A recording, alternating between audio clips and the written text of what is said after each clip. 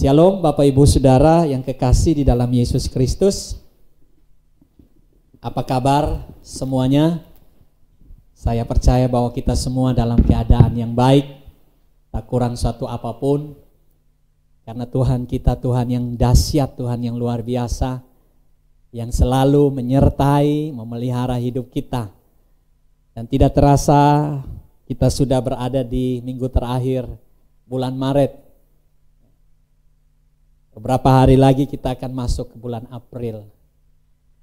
Saudara, perjalanan kita tidak mudah.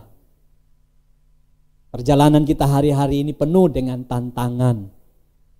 Tetapi kita kuat. Kita sanggup melewati tahap demi tahap. Kita sanggup melewati tantangan demi tantangan. Dan saya percaya itu semua karena kekuatan yang berasal dari Tuhan. Bapak Ibu Saudara, menjelang Paskah yang tidak lama lagi kita akan memperingati kematian Yesus Kristus dan kebangkitannya. Untuk itu saya mengajak kita untuk membuka Alkitab kita. Satu pelajaran firman Tuhan yang begitu indah yang Tuhan sampaikan kepada saya untuk saya bagikan buat kita pada hari ini. Mari buka Alkitab kita dalam Injil Lukas pasal 7 ayat yang ke-41 hingga ayat yang ke-50. Ada dua orang yang berhutang kepada seorang pelepas uang. Yang seorang berhutang 500 dinar, yang lain 50. Karena mereka tidak sanggup membayar, maka ia menghapuskan hutang kedua orang itu. Siapakah di antara mereka yang akan terlebih mengasihi dia?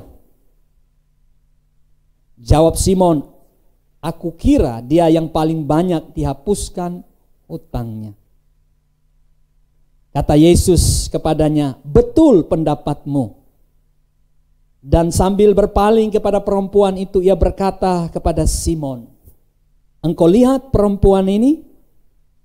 Aku masuk ke rumahmu, namun engkau tidak memberikan aku air untuk membasuh kakiku. Tetapi dia membasahi kakiku dengan air mata dan menyekahnya dengan rambutnya.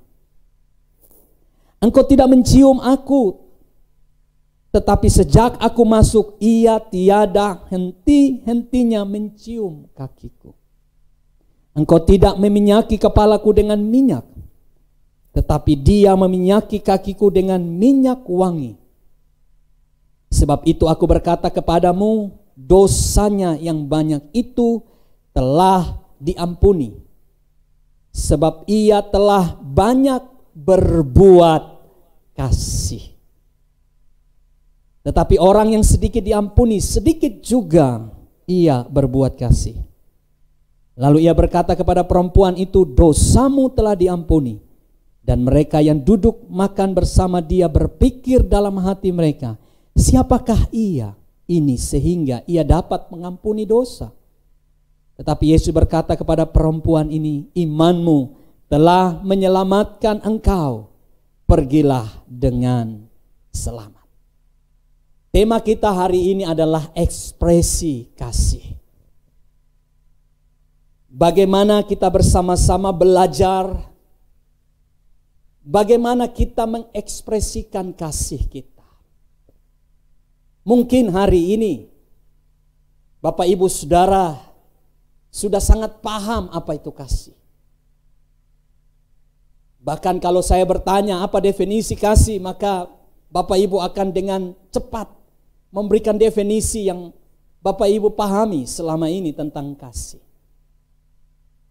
Tetapi pertanyaan berikutnya, apakah Bapak Ibu mampu, sanggup mengekspresikan kasih itu atau tidak?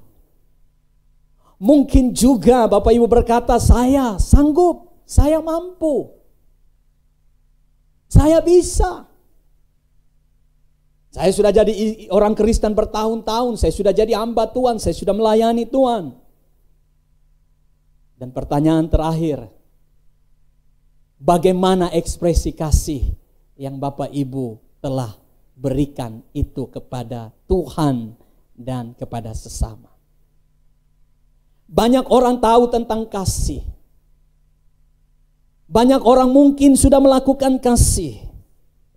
Tetapi pertanyaan kita hari ini, bagaimana ekspresi kasih itu yang seharusnya menurut firman Tuhan, sehingga waktu kita melakukan kasih, benar-benar kasih itu berdampak buat hidup kita, berdampak buat orang lain, dan tentunya saudara, itu mempermuliakan nama Tuhan. Cerita tentang perempuan berdosa yang mengurapi Yesus, ini akan membuka tabir tentang ekspresi kasih itu sendiri. Supaya benar-benar hari ini sebelum kita masuk ke dalam perayaan Jumat Agung dan Paskah, bagaimana Kristus Yesus telah mati dan bangkit buat kita. Dia berkorban untuk dosa-dosa kita. Kita akan sadar betul, kita akan benar-benar mengetahui, dan bahkan kita benar-benar akan masuk ke dalam sebuah fase kehidupan di mana kita mampu mengekspresikan kasih sesuai dengan apa yang Tuhan mau. Ada amin Bapak Ibu Saudara. Nah Bapak Ibu Saudara yang kekasih di dalam Yesus Kristus, cerita ini sangat menarik. Mengapa? Karena ada kumpulan orang-orang yang sangat terpandang. Seorang Farisi bernama Simon mengundang Yesus makan di rumahnya. Lalu ketika mereka dalam acara makan, tiba-tiba ada intervensi, seorang perempuan berdosa masuk.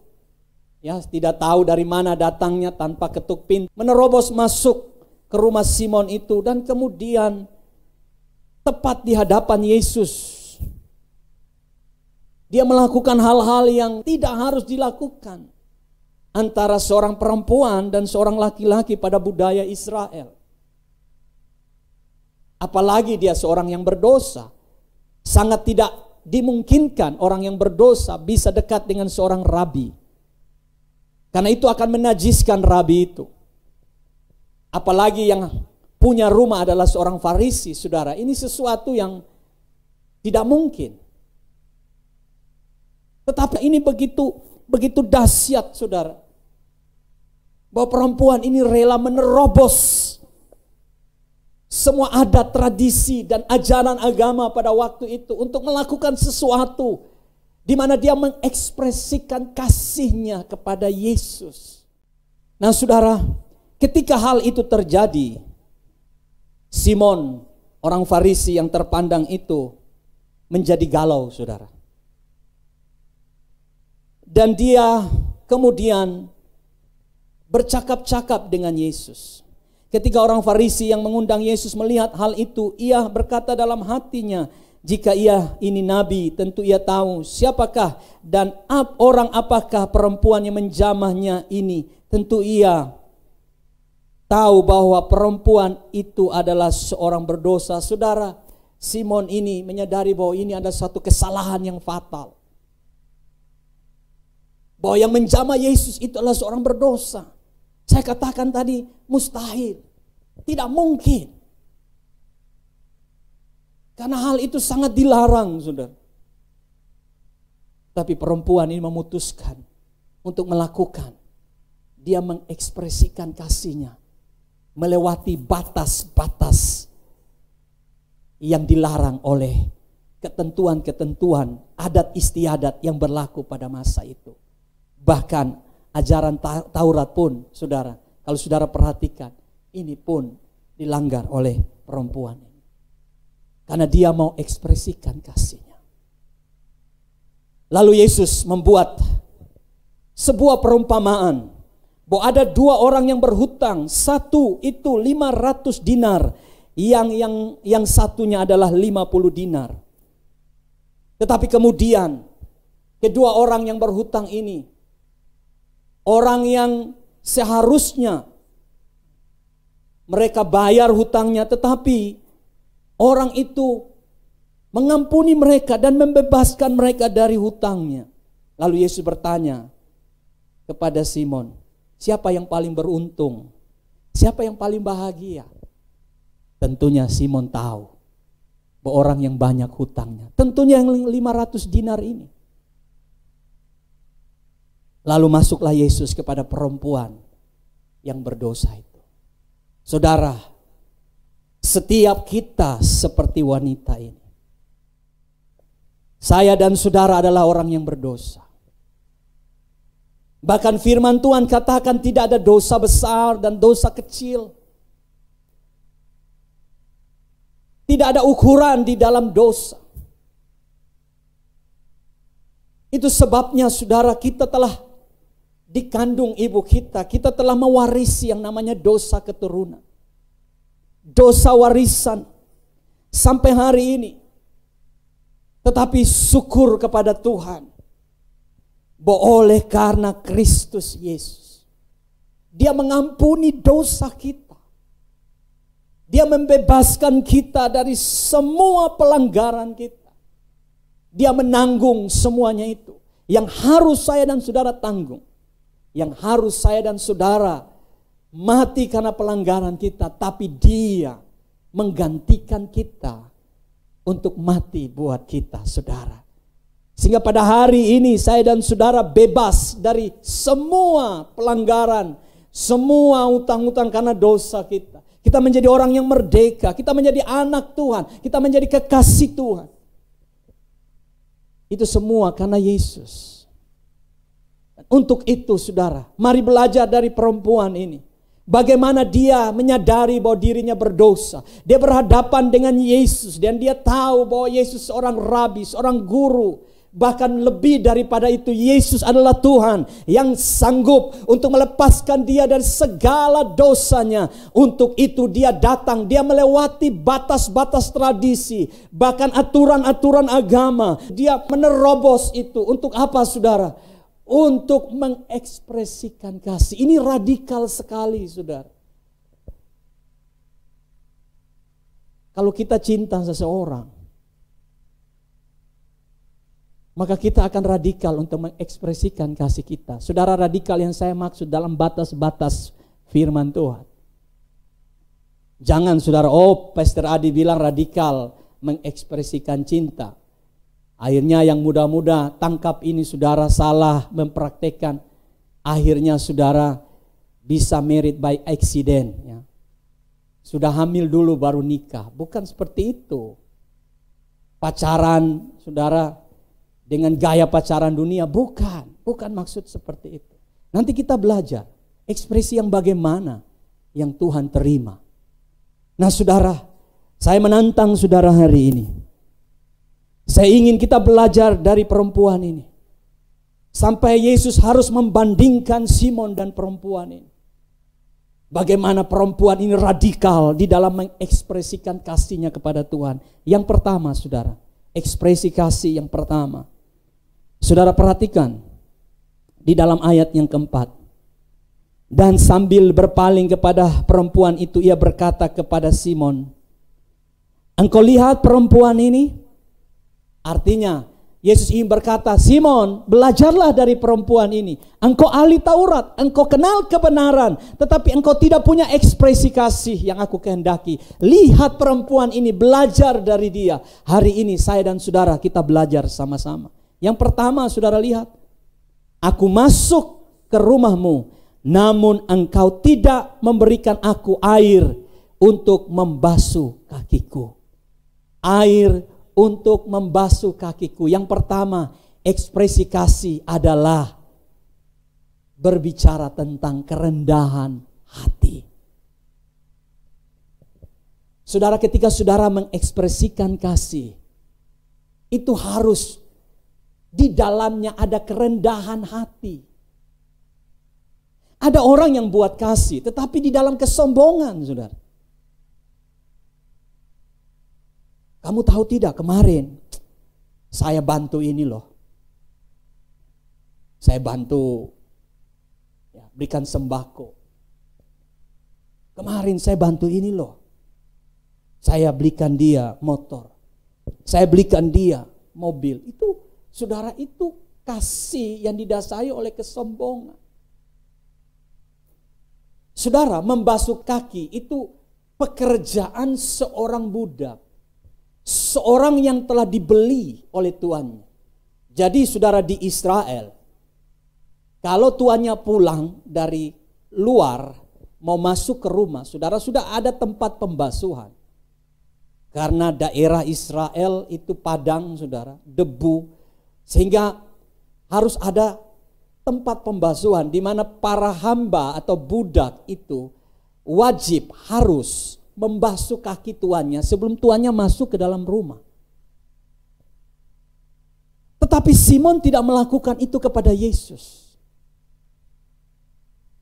Simon begitu cuek karena dia pikir, saya seorang Taurat, saya seorang rabi, saya seorang pengajar, saya tahu kebenaran. Dan tidak mungkin, saudara, dia mengambil posisi sebagai seorang budak untuk membasuh kaki Yesus.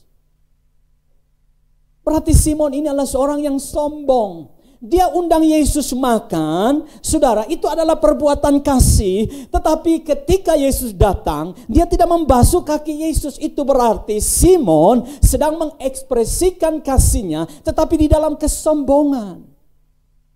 Hati-hati, saudara.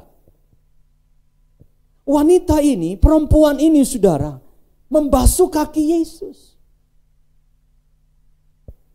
Dia mengambil posisi sebagai seorang budak. Dia mengambil posisi sebagai seorang hamba. Dia membasuh kaki Yesus. Dia mengasihi dengan kerendahan hati. Ini luar biasa, saudara.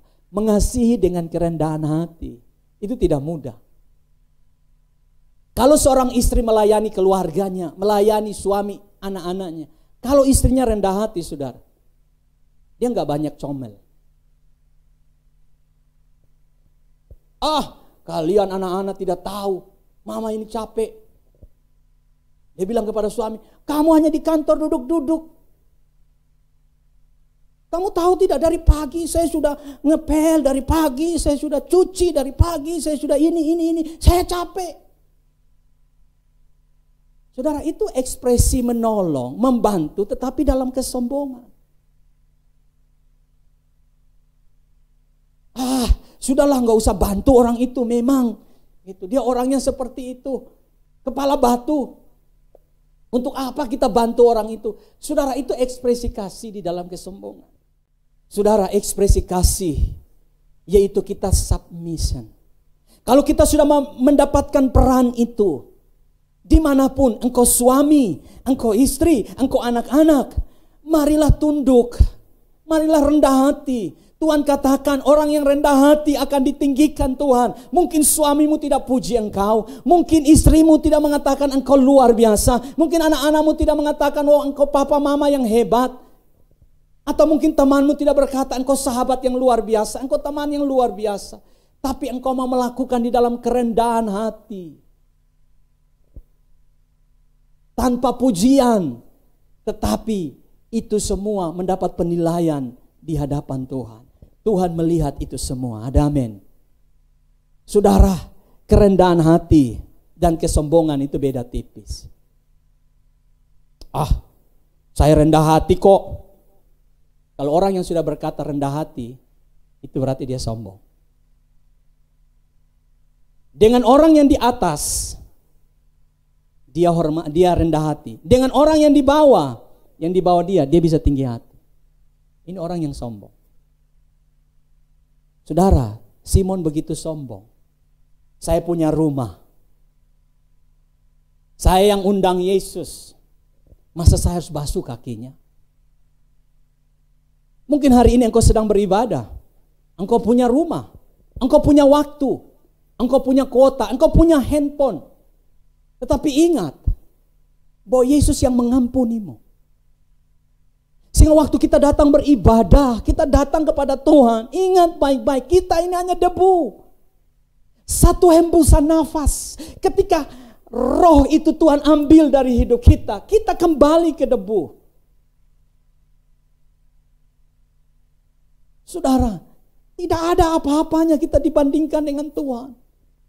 Jangan saudara berkata harta ini milikku, waktu ini milikku, kecantikan ini milikku.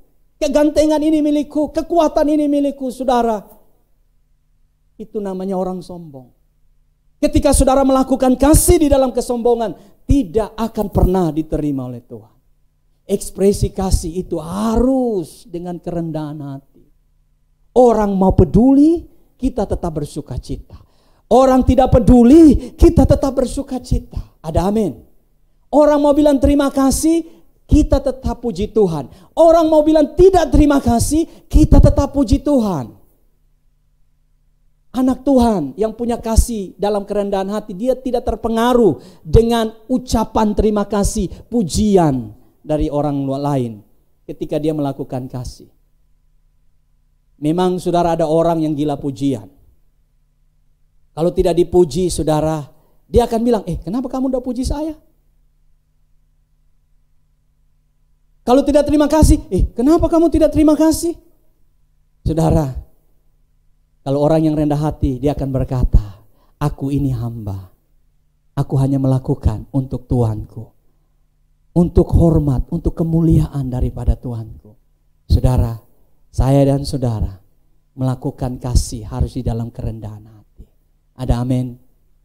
Mari saudara, lakukan dalam kerendahan hati.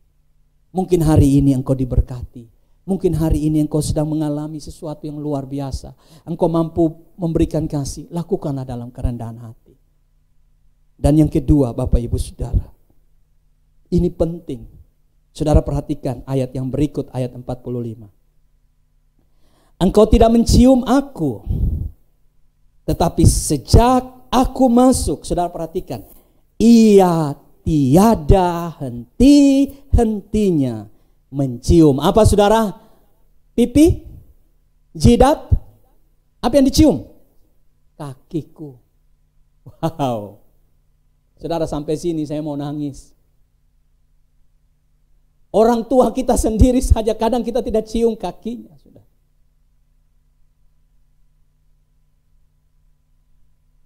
Berapa banyak saudara yang mencium kaki orang tua saudara? Bahkan saat pernikahan saudara pun mungkin saudara tidak cium kakinya. Mungkin saudara cuma berlutut, minta terima kasih. Saudara, ada budaya di Nusa Tenggara Timur, yaitu budaya istri saya. Itu orang, suku Sabu. Saudara. Suku Sabu itu terkenal dengan budaya cium hidung. Jadi saudara, kalau ketemu keluarga, itu mau tidak mau saudara harus hidung ketemu hidung. Waktu saya menikah saudara, dan yang hadir semua keluarga, maka bayangkan saudara, dari A sampai Z, hidung ketemu hidung. Dan bedak yang saya punya di hidung itu sampai hilang saudara. Jadi betapa jeleknya. Make up saya jadi hancur saudara. Ya namanya juga dulu ya saudara, make up menjadi tren. Itu budaya. Dan kalau kita tidak lakukan itu saudara, itu tandanya kita tidak menghormati. Nah, kasih itu harus diekspresikan. Ini dia. Yang kedua, dalam penghormatan. Wanita ini menghormati Yesus. Dia mencium kaki Yesus dengan tiada henti-hentinya. Ini menunjukkan bahwa saudara, dia berlutut. Saudara mencium kaki, itu dalam budaya Israel itu kita harus berlutut, tiarap saudara. Gak bisa Yesus angkat kaki dan berkata, wanita ini, cium. Nah mungkin, Yesus sedang duduk. Dan budaya Israel waktu makan saudara, mereka tidak duduk di kursi seperti kita. Lasehan ya. Apa lasehan atau lesehan? Lesehan ya.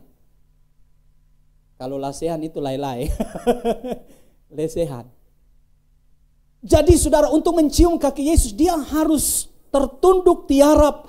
Ini membuktikan penghormatan. Saudara, jadi kasih harus diekspresikan di dalam penghormatan.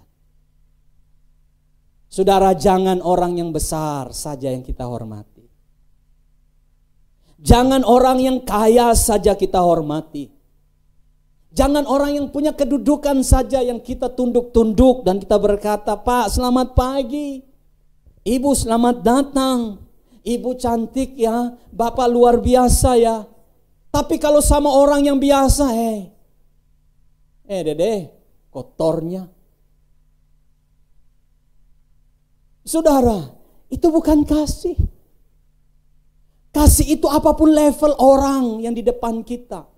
Baik dia kaya, baik dia punya kedudukan, baik dia yang miskin, yang tidak punya apa-apa. Ekspresinya tetap sama. Harus ada penghormatan. Ada amin? Harus ada. Saudara, ada orang yang baru diberkati saja, saudara, sudah tidak mau menghormati orang tuanya. Padahal modal di dalam pekerjaan itu dikasih dari orang tuanya. Nah, ini modal untuk kamu. Usaha baik-baik ya, supaya kamu berhasil. Wow, dia usaha baik-baik, dia berhasil. Giliran orang tuanya katakan, tolong ya nak, mama lagi sakit. Tolong kirim kasih mama uang. Aduh mama, saya tidak punya uang, saya tidak punya waktu mama, saya sibuk. Saudara, dia tidak menghormati orang tuanya. Hai anak-anak, hormatilah orang tuamu. Ada amin. Supaya lanjut umurmu di tanah yang akan diberikan oleh Tuhan kepadamu. Ada amin. Jangan cuma hormati pacarmu saja.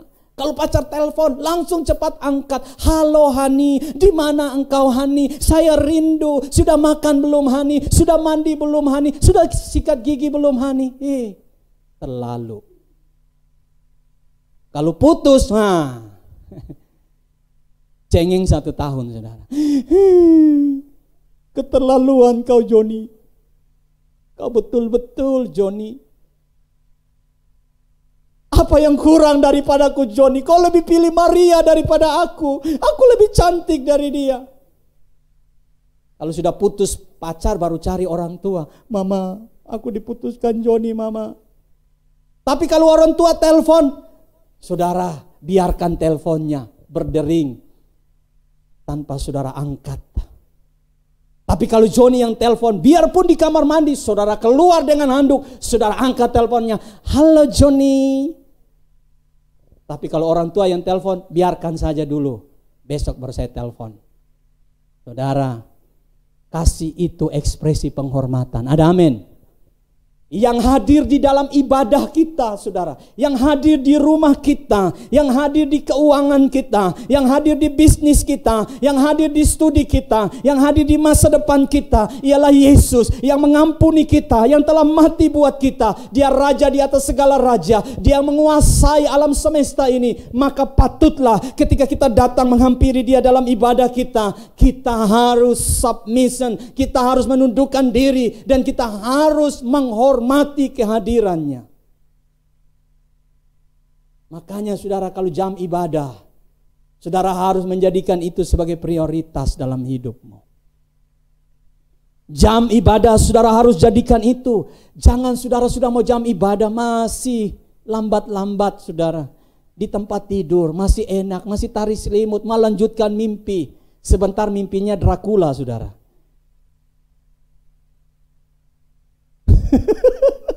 Saudara, jangan biarkan saudara tidak menghormati Tuhan.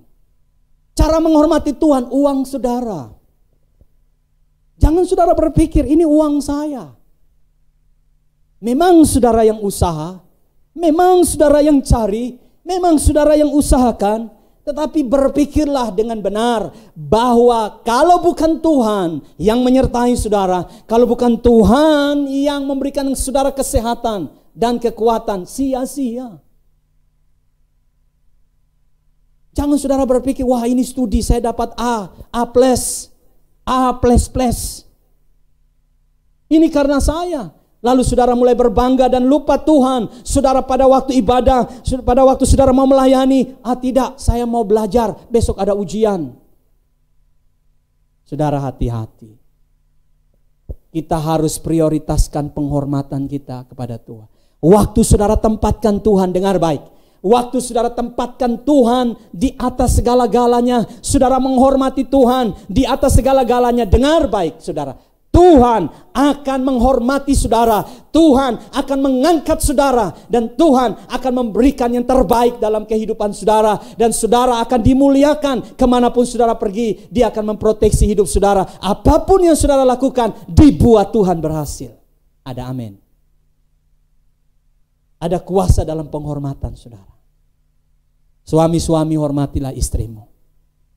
Hai istri-istri, tunduklah kepada suamimu.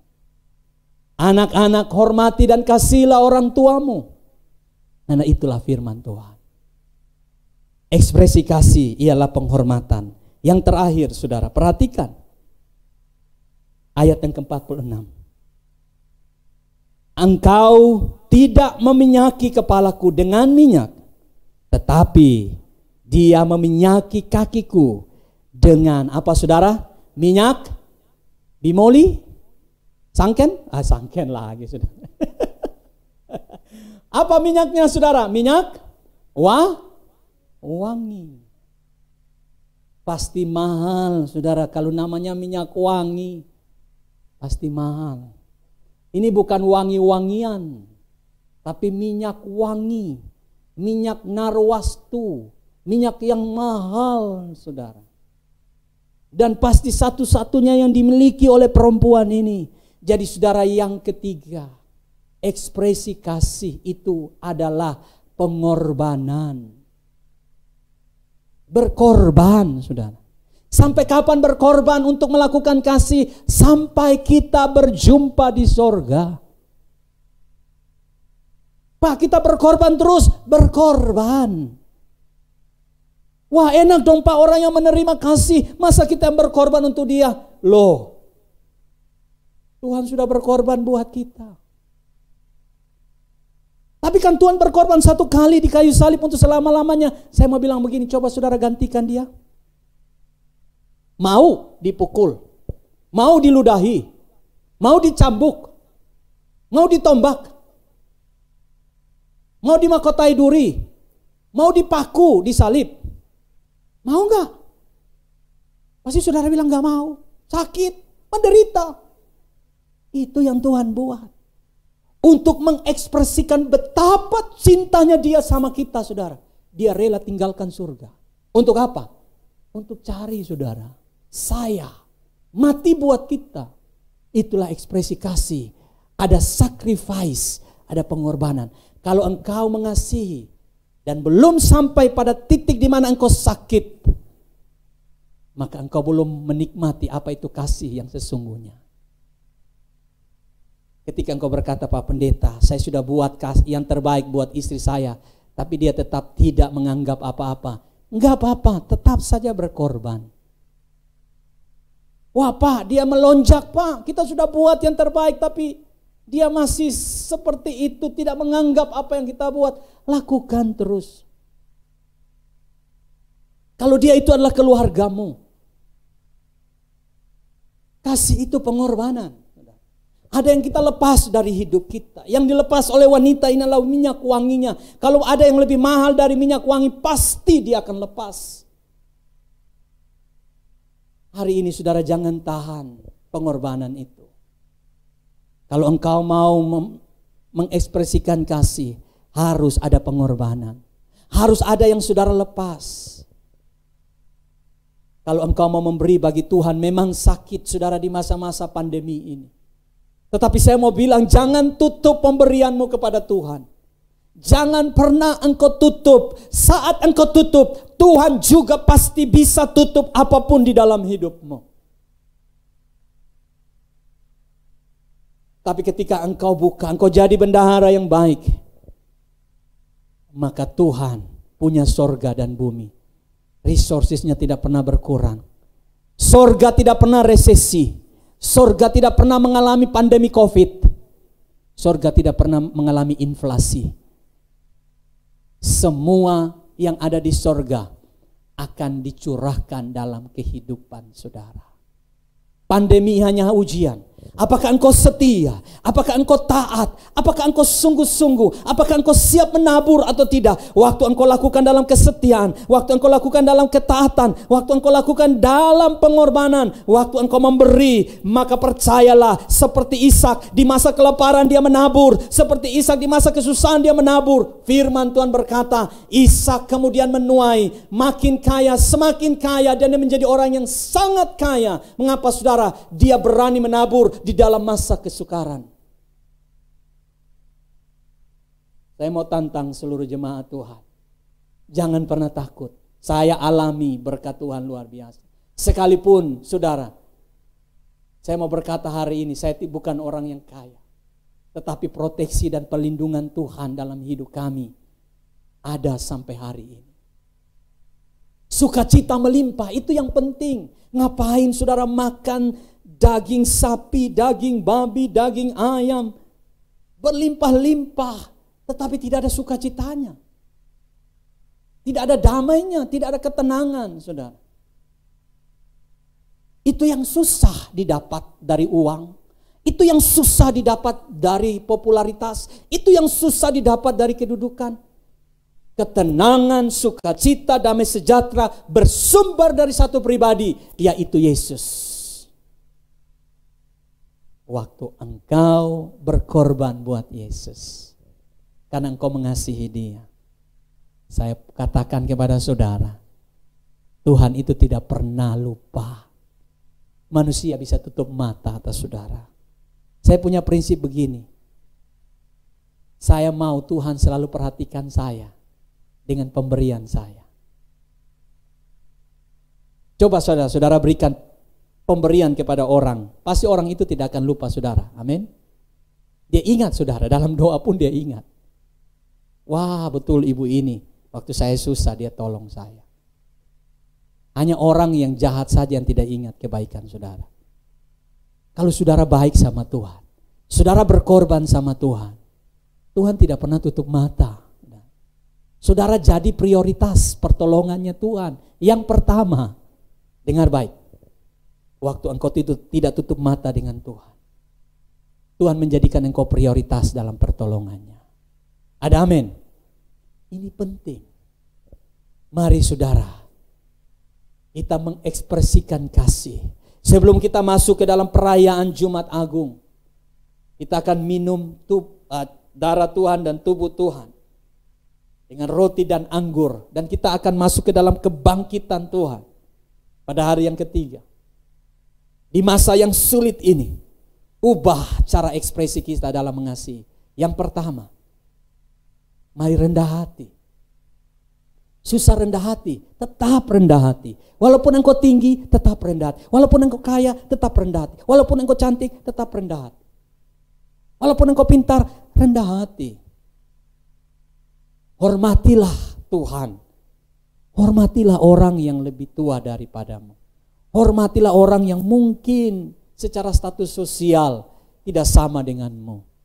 Mungkin pegawaimu, hormati dia. Dan yang ketiga, buka hatimu untuk berkorban. Berikan yang terbaik buat Tuhan. Kasih itu memberi. Memberi itu sakit. Tetapi waktu engkau melepaskan, engkau akan mendapatkan sukacita yang lebih daripada itu. Mari kita ekspresikan kasih kita hari ini. Kiranya Tuhan memberkati kita.